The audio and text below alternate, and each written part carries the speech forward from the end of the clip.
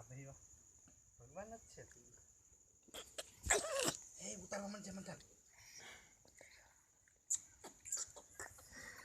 આખો લારો ભરી દીધો હવજી અધર કરો અધર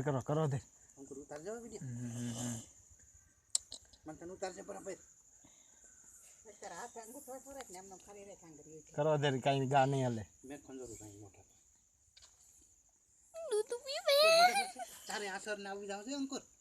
હવે એટલા ખેંચી લેજે આસર ને આ તો પહેલો હે પહેલો